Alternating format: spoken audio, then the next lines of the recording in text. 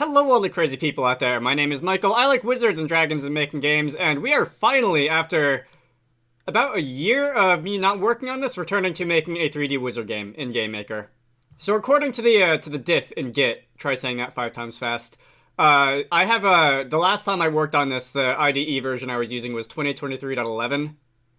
So going off of that, it's been more than a year since I've worked on this. I haven't forgotten about it, I do miss working on it, but just with, you know, my primary projects, Wizarducks, some other games that I'm helping out on, other YouTube stuff, other IRL stuff. I just haven't had time to. Basically, this is unfortunately kind of the bottom of the priority list. And as useful as I did think it was to like look at the, I can't even remember where it was stored in here, but look at the like timeline and burn down chart and whatnot in Codecks for this project. I'm probably unfortunately going to play this pretty fast and loose for the foreseeable future with like when I'm actually going to work on it. Anyway, today we'll see what we can get done. I'm also going to go and actually go into this and, like, see if anything in here needs cleaning up. I appear to be using an older version of the 3D collision system, so I may need to update that. I have since added a few handy optimizations that should make it run a little faster. But let's go and run the game, and we are going to see what this performs like. Some additions to GameMaker which have appeared since I last worked on this. Access to the depth buffer, obviously.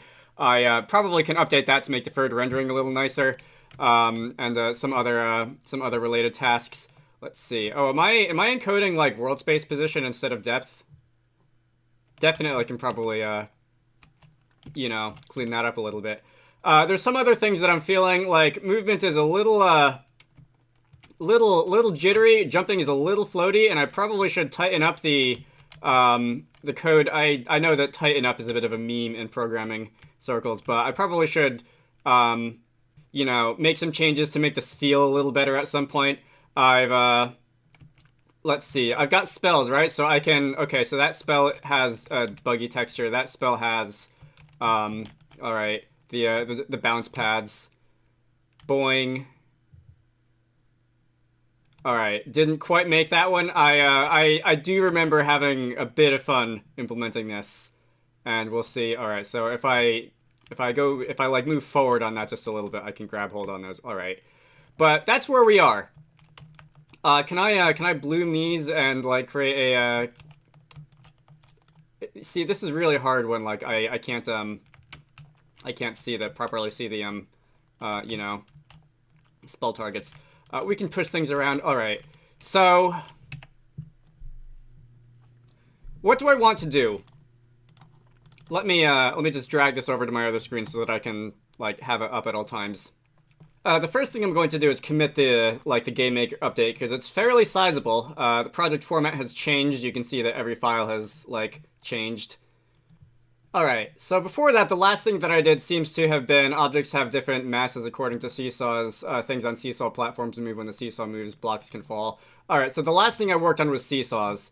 And I do actually remember thinking and or saying that, like, pulley-like objects would probably be pretty similar to seesaws, and that might be a good thing to implement next, except I don't think I have, like, 3D objects or even test 3D objects for such things, and I don't know if I want to, like, work on that now just because it's been so long and I want to actually look at code, basically. So I think I'm going to start by going into the player.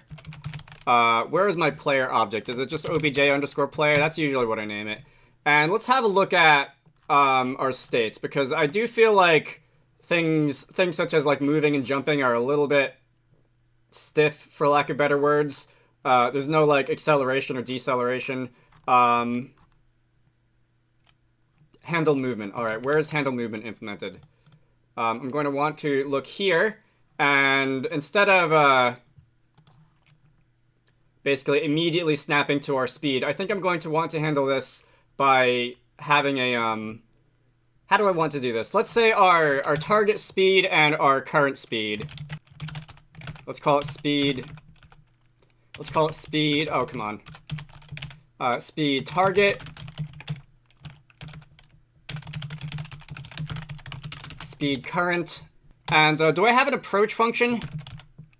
I do have an approach function. Okay, so we're going to use that instead of instead of like lerping from the target speed to the current speed or whatever, or the other way around rather, which I think would be a lot of people's first instincts, we're going to use the approach function instead to make it like a linear instead of a an inverse curve. So getting this can serve as our target speed just fine for walking and running, and I think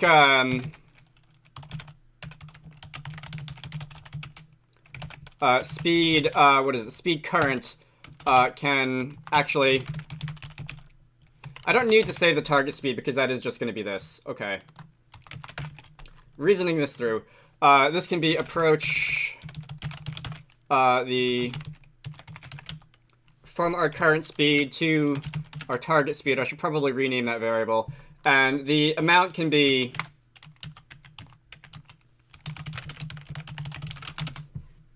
let's say like 1,000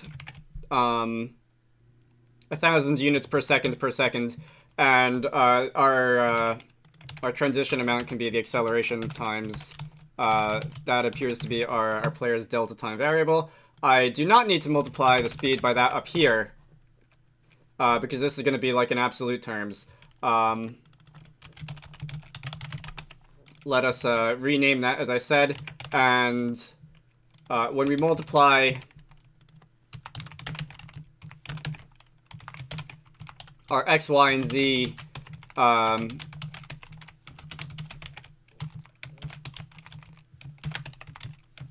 I'm going to assume that one of these is, like, gameplay related, and one of them is going to be, like... Okay, yeah, okay, that timescale, that takes timescale into account. Alright, so we're doing the same logic, but on different values, and this should give us a little bit of acceleration and deceleration, yeah? You did not like that. Why? What changed? I didn't change anything to that, I don't think. Unless, like... Game Maker? Okay, so what we've essentially got here, after a little bit of detective work, is... there's a bit of a race condition, which I was not aware of, because apparently when a sparse system is created, it immediately calls a function to update its vertex buffers, and the update vertex buffers function, where is it? It's in here somewhere. Depends on the existence of something else being initialized, which I didn't realize that actually Spart did, which seems a little weird, but to get around that, let's just define this as a real constructor. Say, call it Sparticle system, and we can properly initialize this in like obj game create, where everything else is initialized, right? I'll just do that like literally the first thing here. New. What did I call it? Sparticle system. That is fun to say. Okay. I'm surprised I've never had a problem with that before, that particular race condition in a script like initialization order, because okay, we can climb on blocks, I see. Yeah, that definitely feels floaty. That needs some work. I've initialized spart in games like that before and never had that problem, so I guess it's really is just a random thing. Alright, so we don't appear to be like accelerating or decelerating, and I think part of that, I think, is going to be down to the fact that, well, one, let's make acceleration way slower, and then I should at least be able to feel acceleration.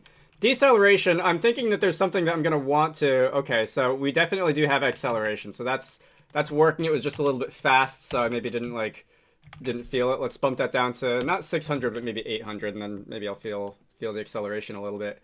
And then when you take your finger off a key, you're not going to move because dx, dy are always going to be 0. And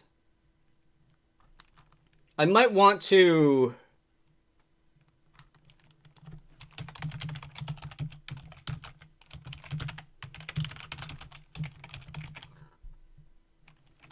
Let's actually initialize that to -1. And then... Actually, it won't matter, will it? Because if current speed is 0, it doesn't matter what direction you're going in.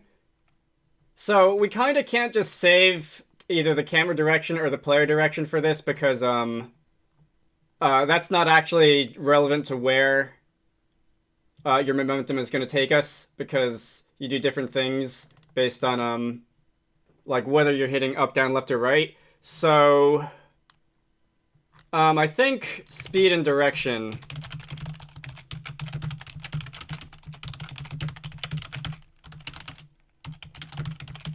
is going to have to be based on this, based on where you actually take a step towards. And then, actually, let's call this direction of motion, because I have a feeling I'm going to not remember what that means if I come back to this tomorrow. Is my font size big enough? I often try to make that a little bigger when I'm recording my screen. Also, that's going to need to be DX and DZ because we're using Y up here, which I don't normally do, and I'm guessing that that is going to trip me up in future as well. Alright, from here, I'm trying to math it. From here, can I say, can I reassign DX equals like a degree cos of the direction of motion, and then DZ equals the negative D sine of the direction of motion, like that. Because if you take your finger off one of these keys, these are always going to be 0, and I don't want it to be 0. I want it to be preserved. So let's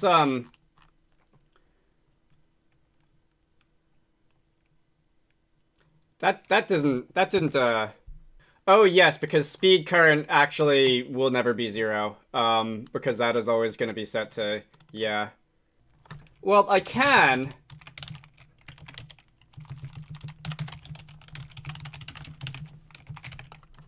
This will be a little bit messy. This kind of has that like duplicated code effect that isn't really great, but I can just check that inside of these functions. And if you really don't like calling the check for run over and over again, we can save that to a little variable, something like that. I realize that the version of input I'm on is also fairly old, and that might need updating as well, although that won't, I don't think that'll fix the problem with the feather warnings on the input check functions. That crashed. Did I misspell something? I misspelled something. I don't think that'll fix the feather warnings in the input check functions, because I don't think feather itself is able to like discern properly the types of those arguments still. Anyway. If I can spell this correctly, that would be great. Alright, so we've now got inertia. We've now got acceleration and deceleration. If we really wanted to dig into this, one, acceleration still feels slow. So let's put that back to 100. I don't know why I wasn't feeling it before. Maybe I just wasn't paying attention. We could also have acceleration and deceleration be different values. So if we wanted to, if speed target equals 0, then we can apply the deceleration, else we can apply the acceleration. And that will have us like slowing down and speeding up at different rates. Let's just see how that feels. I might set them to the same value. That still feels very slow. Alright, you know what? I like the deceleration value a lot faster. I think I'm gonna double this and like increase that even more.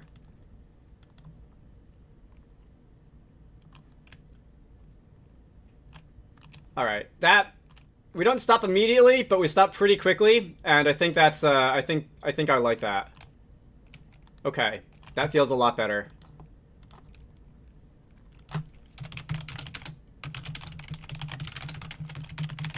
And this shouldn't apply outside of the free movement state, like when you're in the air or when you're like jumping or falling or whatever. Will it apply when you're falling? Hang on. Where's falling? Climbing, advance, climbing, bounce. Alright, so when you bounce, you don't handle movement. When you're airborne, you do. I know I did that on purpose, because even though like being able to move while you're jumping or falling is like not physically possible, it kind of feels weird in games when you're not able to, so I left that in on purpose. Alright, let me run this again. Let me jump up onto something tall, and let's see how that, let's see how that... Boy, jumping is really floaty now. Let's see how it feels when I fall off this. Alright. That's not bad. I definitely need to do something about the gravity curves, though. Where's jump? How is the jump state handled?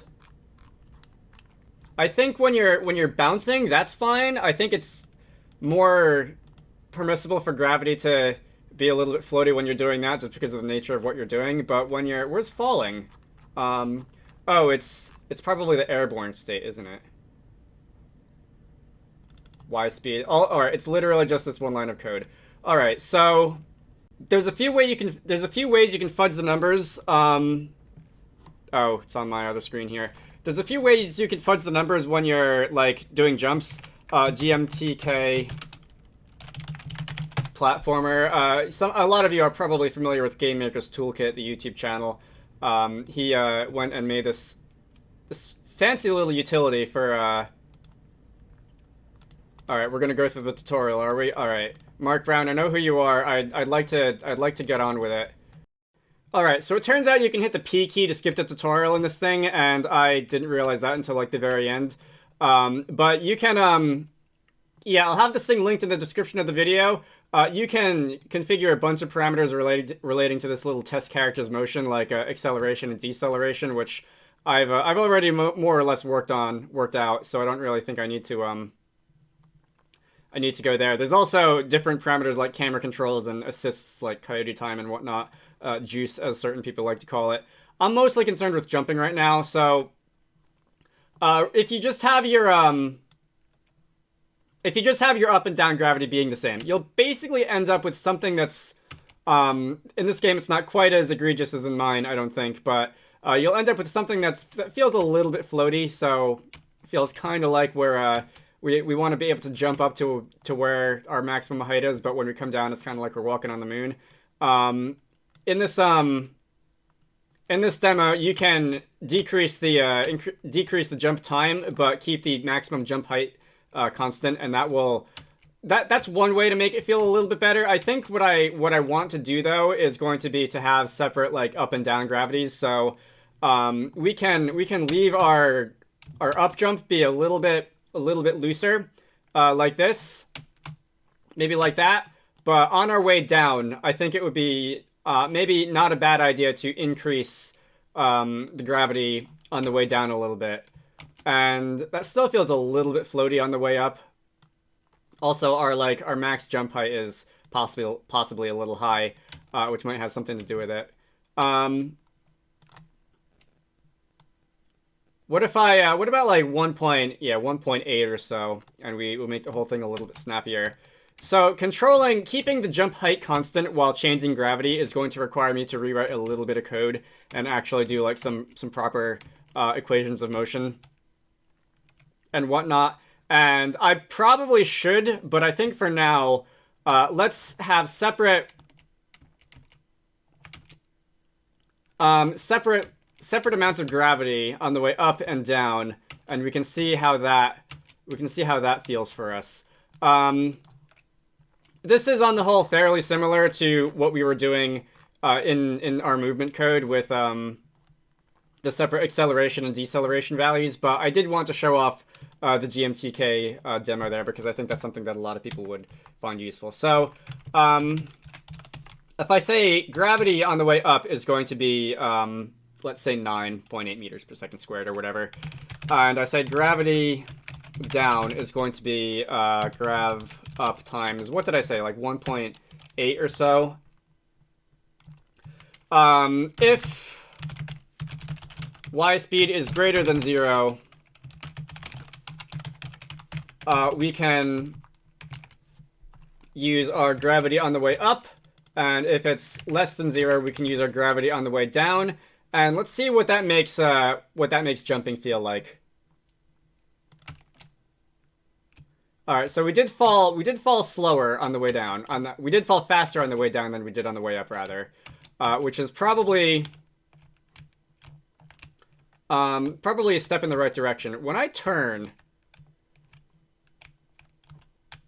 Oh, you know what happens when I turn is, like, we're turning around the location where the camera's, like, where the camera is centered, like, where my mouse cursor is on the screen, basically. And we're not turning around the actual, like, player's position. That's also something that should probably be fixed. If I increase gravity on the way up, to, like, 12 or something... I really should do proper equations of motion here. I feel like that would make this a lot easier to control. Let's see, if I were to jump... Oh, that made me bounce in the other direction because that's where I put the target. All right. If I were to, like, fall, and it's not going to apply when I'm on a bounce pad again. But if I were to fall off of something...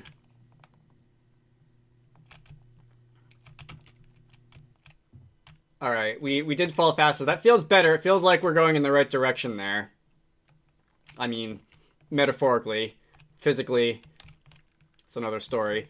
I do want to work on the camera though, because the fact that we're looking over the character's shoulder when we turn, and the fact that we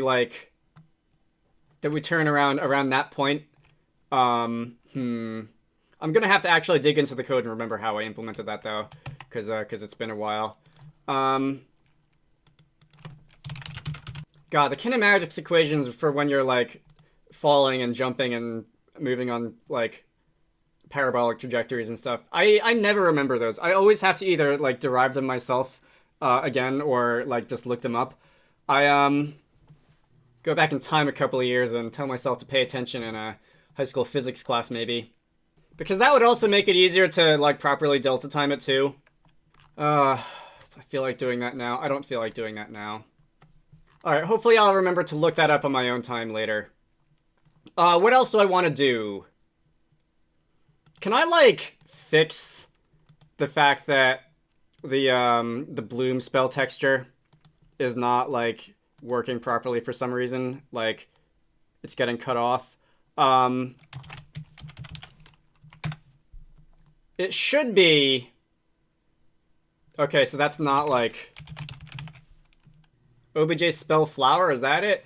Like, we should just be using the same, same texture and, like, draw code as everything else, right? So it's probably just a matter of,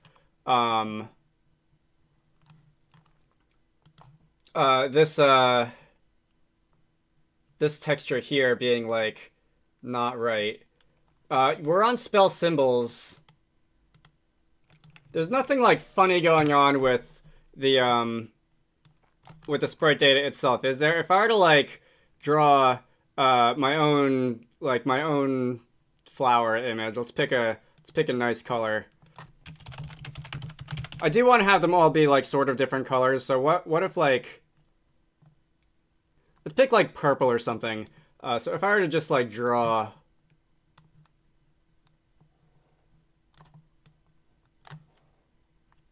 like a purplish pink flower like this.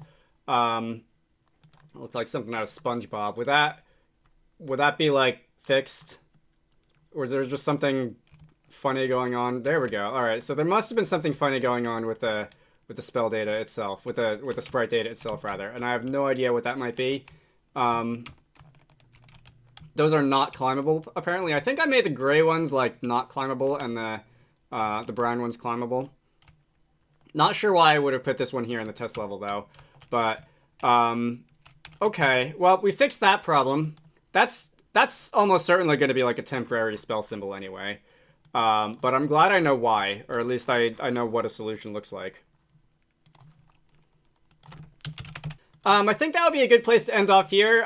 Did not get any of the real tasks that I wanted to get done today done, but we did go and clean up a few things.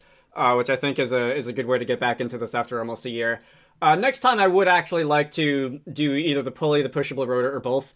I'm not going to make promises as to when next time it's going to be. I might do, like... I was for a while doing, like, one of these a week and one proper GameMaker tutorial a week, but that was just on top of all the other stuff. That's too much. So I might do, like, 2 Let's Make a Game videos a month, and then 2 or 3 regular Game Maker videos a month, depending on how many Saturdays there are, or something like that. Or maybe like 3+1 or 3+2, depending on how many Saturdays. We'll see. I'm going to, what were we doing? Marking our weekly progress as tags, so this will be 0.42. If you want the code for this, look for the GitHub repository down in the description of the video. Look for the 0.42 release. That's going to be what we got done this week. In fact, I believe I've actually been, like, making those. I didn't make one for 40 or 41, apparently. Odd. You should all go check out the Steam page for Wizarducks, which is the game that I primarily work on when I'm not doing all this YouTube stuff. Link to the Steam page can be found down below. I have a Patreon, so if you want to contribute to the channel, you know where to find that. Otherwise, if you just like seeing videos on Game Maker stuff, feel free to subscribe. I hope you all found this interesting, and I will see you all later. Special thanks to DJ Gibbles, Edward Hulk, Game Maker, Ganymede Ghost, Manta Ray, Spydog Games, Squarecrow, Vitro V, and Zengiment for supporting these videos. If you feel inclined to support the channel, head on over to the Patreon page down in the video description to join the fun.